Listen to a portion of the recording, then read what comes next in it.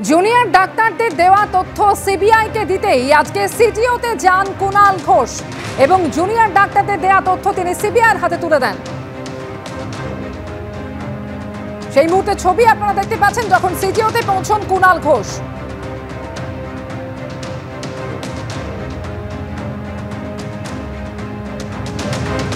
অর্থাৎ আজ সকালে তথ্য নিয়ে সিবিআইয়ের কাছে আর বিকেলে তদন্ত শেষের ডেডলাইন দিলেন কুণাল ঘোষ।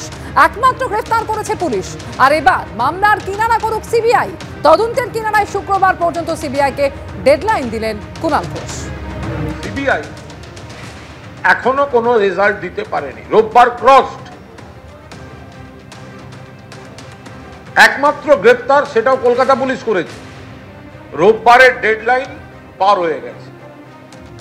তাহলে এখন রইল যে কোনো দিন সিবিআই কিনারা করুক। আর সর্বোচ্চ সময় তাহলে কি হয়, 23 তারিখ যাকে গ্রেফতার করা হয়েছে তার পিসি পিরিয়ড শেষ হলে তাকে কোর্টে প্রডিউস করতে হবে।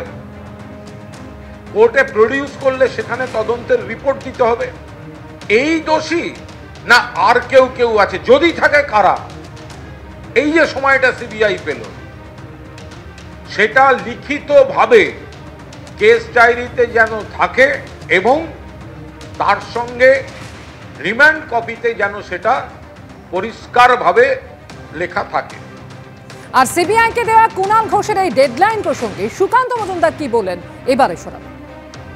এই যে সময়সীমা বেঁধে দিচ্ছে, সময়সীমা তো বাংলার জনগণ আপনাদেরকে বেঁধে দেবে। এরপরে সেই সময়সীমার বাইরে গেলে পরে তখন আপনাদেরকে সরকার ছেড়ে পালাতে হবে। বাংলার মানুষ সেই দিকে এগোচ্ছে, বাংলার মানুষ সেই দিকে এগোচ্ছে যে যত তৃণমূল নেতারা যদি এরপরে বাজারে বেরোয়, বাংলার মানুষ ঘৃণা ভরে তাদের প্রত্যাখ্যান করবে, তাদের দিকে তাকাবে না।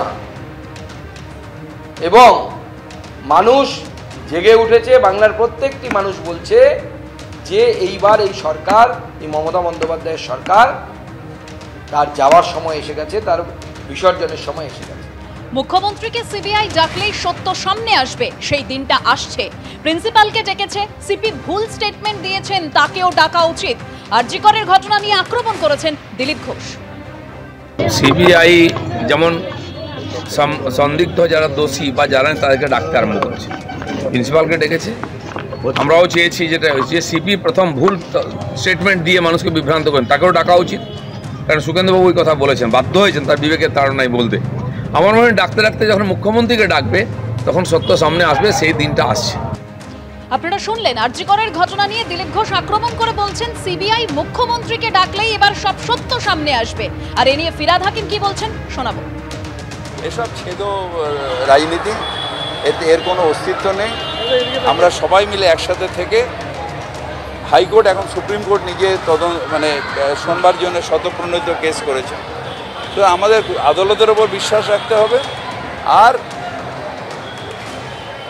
আমাদের যাতে ন্যায় বিচারটা তাড়াতাড়ি হয় সেই দিকে তাদের আদালতকেই অনুরোধ করতে হবে।